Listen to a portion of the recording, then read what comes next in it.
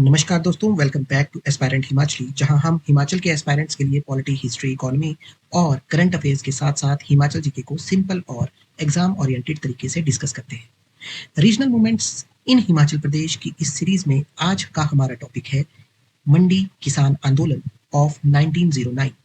अगर आप हिमाचल के किसी भी कॉम्पिटिटिव एग्जाम की तैयारी कर रहे हो तो आपके लिए ये टॉपिक मस्ट नो टॉपिक है।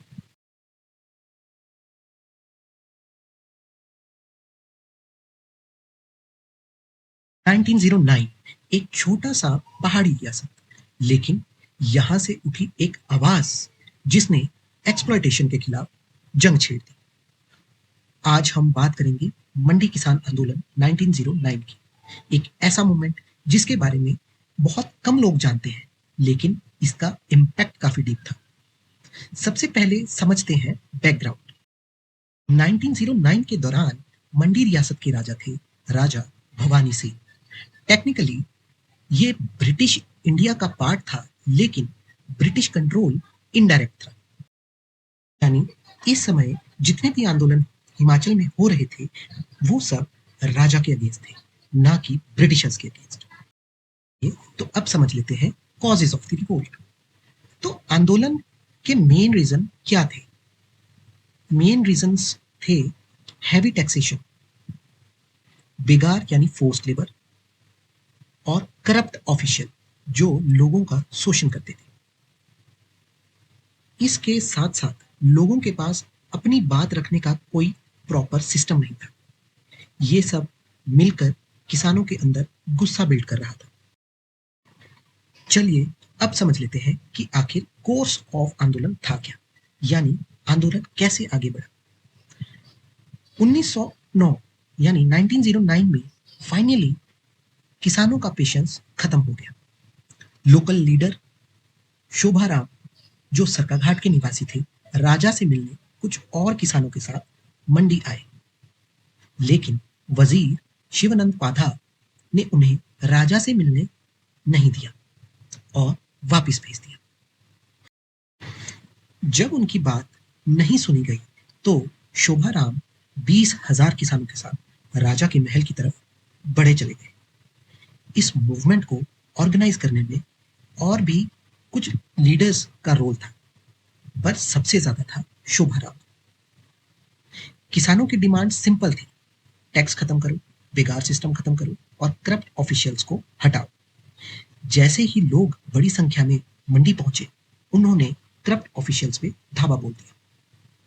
एक कहानी के अनुसार किसानों ने हरदेव, जो उस समय तहसीलदार थे, उन्हें जेल में बंद कर दिया। चलिए अब समझ लेते हैं कि इस आंदोलन की आउटकम्स क्या। राजा ने आंदोलन को दबाने के लिए उस समय के British deputy governor of Kangra और कुल्लू से मदद मांगी। उनकी मदद से commissioner of Jalandhar HS. David से भी मदद मांगी गई। कमिश्नर ऑफ जलंधर मंडी रियासत में आए और उन्होंने किसानों की डिमांड्स को सुना। इसका निष्कर्ष यह निकला कि करप्ट ऑफिशियल्स को रियासत से बाहर निकाल दिया गया।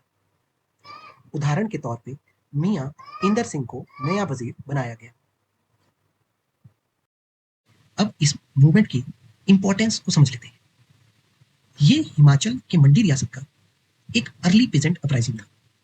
इसने ये दिखाया कि सिर्फ ब्रिटिश रूल्ड एरिया ही नहीं, बल्कि प्रिंसली स्टेट्स में भी लोग एक्सप्लॉयटेशन के खिलाफ खड़े हो रहे थे, और ये मूवमेंट आने वाले बड़े मूवमेंट्स में लोगों को पॉलिटिकल अवेयरनेस का काम करने लगा। चलिए अब कंक्लूजन्स को समझ लेते हैं। तो दोस्तों, मंडी किसान आंदोलन 1909 हमें ये सिखाता है कि छोटी जगह से भी बड़े बदलाव की शुरुआत हो सकती है। इसी आंदोलन की एक कहावत भी बहुत विख्यात है, जो इस प्रकार से थी, राज राजे भवानी सिंह दा और लाठी शोभे राम दी। इसी के साथ आज का हमारा ये टॉपिक मंडी किसान आंदोलन 1909 यहीं खत्म होता है। पर वीडियो को अंत करने से पहले चलिए एक क्वेश्चन को ले लेते हैं। क्वेश्चन इस तरह से है, consider the following statements regarding Mandi किसान आंदोलन of 1909। Number 1, the ruler during the movement was Raja Bhavani Singh. The movement was completely non-violent and officially recognized by the state. The peasants demanded reduction in taxes. Which of the following given statements is or are correct? Please give your answer in the comment box. और साथ ही आपको इसका सही answer भी हमारे comment box में मिल जाएगा। अगर आपको आज का टॉपिक हेल्पफुल लगा हो तो वीडियो को लाइक करें, अपने दोस्तों के साथ शेयर करें और चैनल एस्पायरेंट हिमाचल को सब्सक्राइब जरूर करें। अगले वीडियो में हम एक और इम्पॉर्टेंट टॉपिक लेकर आएंगे। तब तक के लिए पढ़ते रहिए, सीखते रहिए और अपने सपनों को सच करने के लिए कंसिस्टेंट मेहनत करते रहिए। जय हिंद, जय हिमाचल।